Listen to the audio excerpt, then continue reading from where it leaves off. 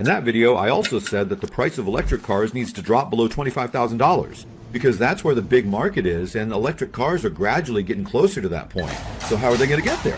By scaling up. By the way, this video that popped up on social media yesterday really made me laugh. Maybe some of you already know about it. Apple's Magic Mouse has a weird charging system. You have to flip the mouse upside down and plug in the charger like that. People have been making fun of it, saying Apple couldn't figure out charging. Of course, this is just for laughs. The first person to realize that the real issue in the automotive industry is scaling, and that the main way to grow is to bring people together with an affordable vehicle, was Henry Ford, along with his famous car, the Ford Model T.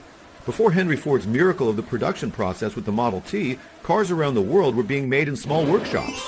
We can consider Mercedes as the main inventor of fossil fuel cars. Even they were making these cars in workshops. They were produced at extremely high costs and with intensive labor. Because of this, car prices were quite high, and that's why they weren't very popular. This famous photo of New York's Fifth Avenue in the early 1900s is packed with horse-drawn carriages, as cars were a luxury.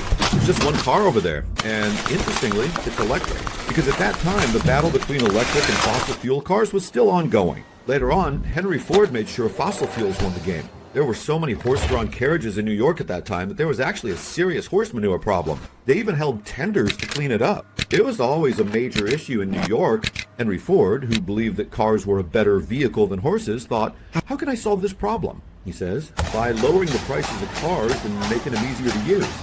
This is still at the core of every innovation. If you lower the cost of something and make it easier to use, the number of people using it increases. You end up creating a massive business. Henry Ford thought, how can I solve the cost problem?